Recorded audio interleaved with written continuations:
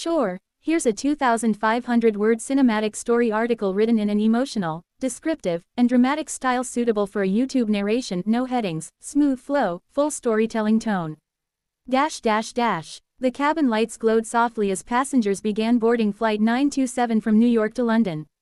It was one of those overnight flights, calm, efficient, and filled with the quiet hum of business travelers and tourists alike. Among the passengers was a poised woman in her mid-30s, dressed in a tailored navy blue suit that whispered elegance and authority without a single word. Her name was Ava Thompson, though no one on that plane, not even the crew, knew she was the CEO and majority owner of Thompson Air, the very airline they worked for. Ava had always preferred to travel discreetly. She believed that if she truly wanted to understand her company, she needed to experience it as an ordinary passenger. No VIP treatment, no special seats, no one calling ahead to announce her arrival.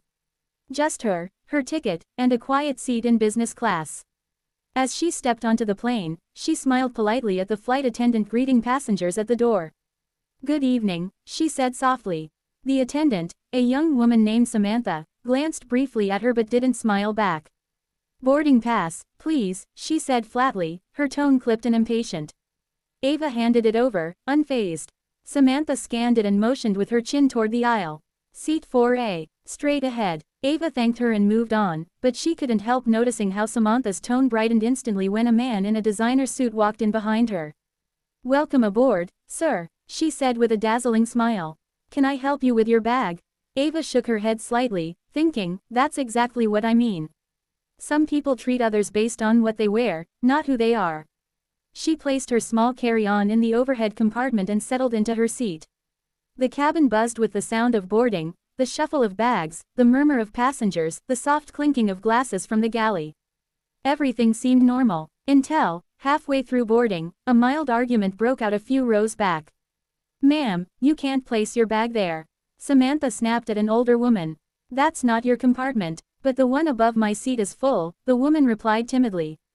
"I thought." "Don't think," Samantha interrupted.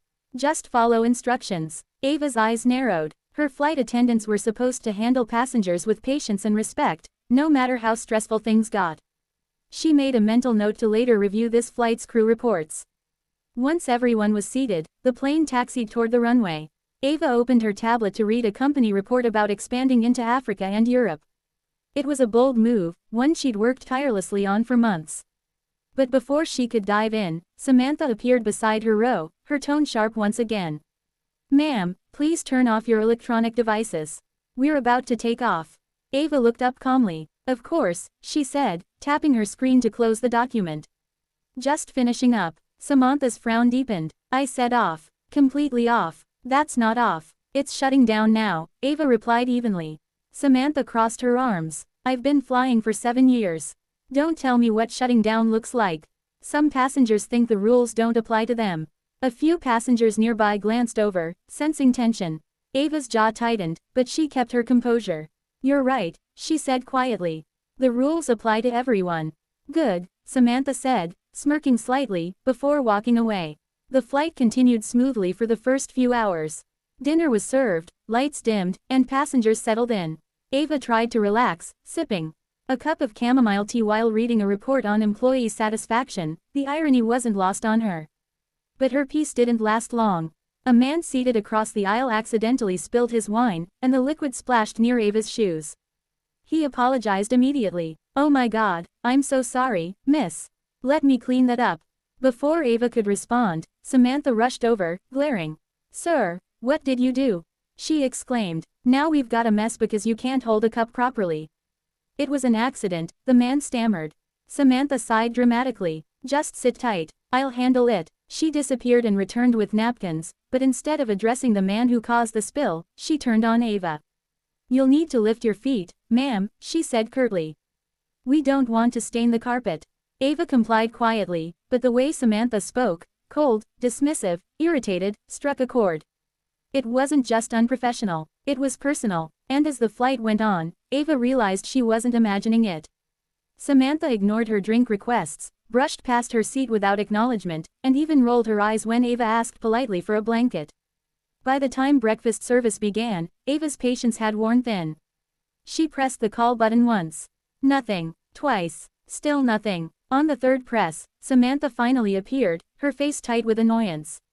"What is it now?" she asked. "I just wanted a cup of coffee, please," Ava said softly. Samantha huffed. "We're about to land soon. You should have asked earlier." "I did," Ava replied calmly. "Twice." "Maybe I didn't hear you," Samantha said, her voice dripping with sarcasm. "We're busy serving other passengers, you know." Ava met her gaze steadily. "I understand. But the way you're speaking to me isn't acceptable." That did it. Samantha's eyes flashed. "Excuse me, you don't tell me what's acceptable. I know how to do my job." "Then do it with respect," Ava said, still calm but firm. At that moment, several passengers turned their heads. A few murmured, sensing the tension rise. Samantha, feeling embarrassed and defensive, snapped, "Don't raise your voice at me."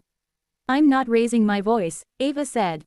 "I'm asking for professionalism." Samantha's temper flared. In a split second of uncontrolled anger, she did something unthinkable. She slapped Ava across the face. The sound echoed through the cabin like thunder. Gasps filled the air. A child started crying somewhere in the back. The man across the aisle jumped from his seat. "What the hell are you doing?" he shouted. Ava froze. Not from pain, but from shock. She had spent her life in boardrooms commanding respect from politicians, executives, and world leaders. Yet here she was, struck in front of everyone by one of her own employees. For a long moment, no one moved. Samantha's eyes widened, realizing what she'd done. Her hand trembled. I didn't mean." Before she could finish, the co-pilot, alerted by another flight attendant, rushed into the cabin.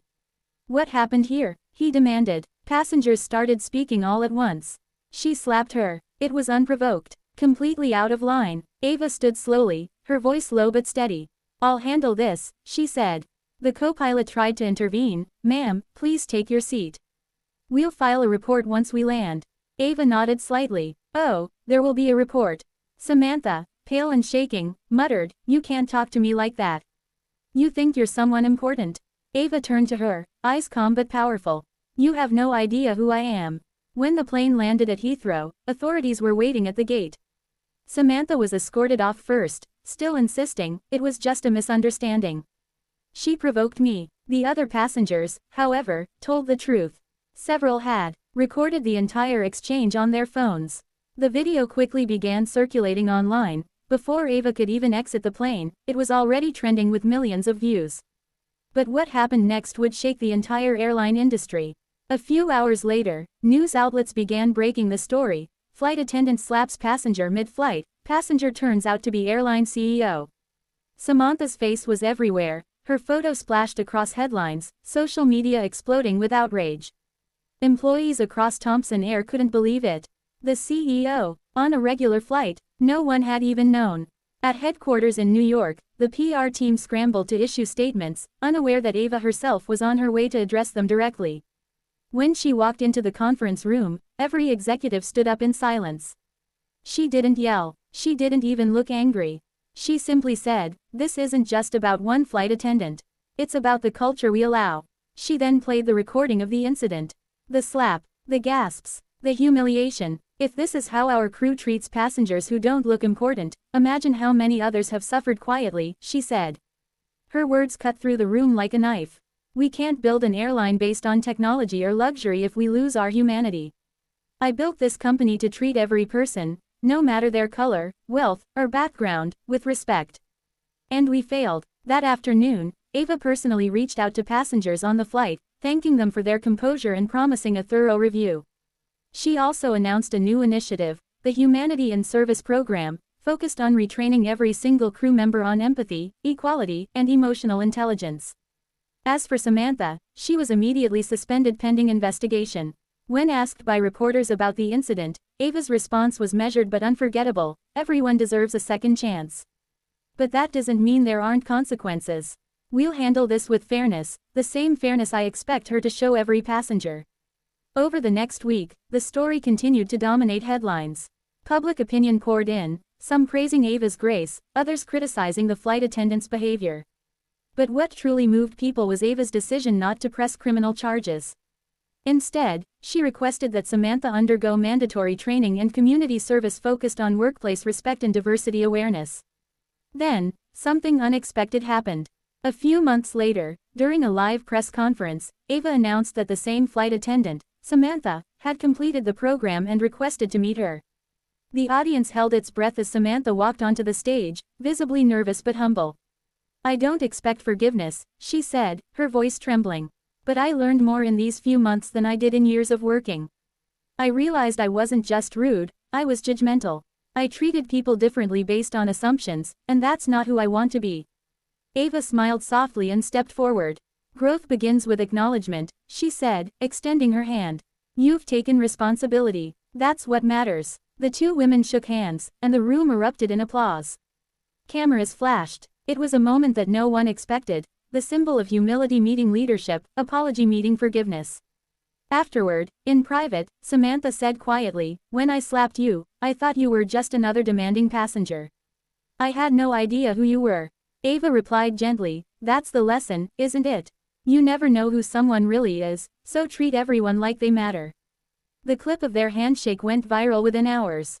Not as a scandal this time, but as a story of redemption and humanity. Employees across the airline began sharing their own stories of learning and growth. Cabin crews reported better teamwork, and passenger satisfaction soared. Thompson Air's reputation, once threatened, now shined brighter than ever before. In a later interview, Ava was asked why she didn't fire Samantha immediately after the incident. She smiled and said, "Because true leadership isn't about punishment. It's about transformation. If one person can change, so can a company." From that day forward, Thompson Air became known not just for luxury service but for something deeper, a culture of respect, empathy, and second chances. And as for Ava, she continued flying anonymously from time to time, still sitting quietly among her passengers, always observing, always believing that the heart of a company isn't found in its offices or profits, but in the way its people treat one another. And somewhere in the sky, between the hum of engines and the whisper of wind, that single slap, once a symbol of disrespect, became the spark that reminded an entire industry what humanity truly meant. Would you like me to make this story even more dramatic and emotional for YouTube voice narration, with dialogue pacing and cinematic detail, or should I keep it in this balanced storytelling tone?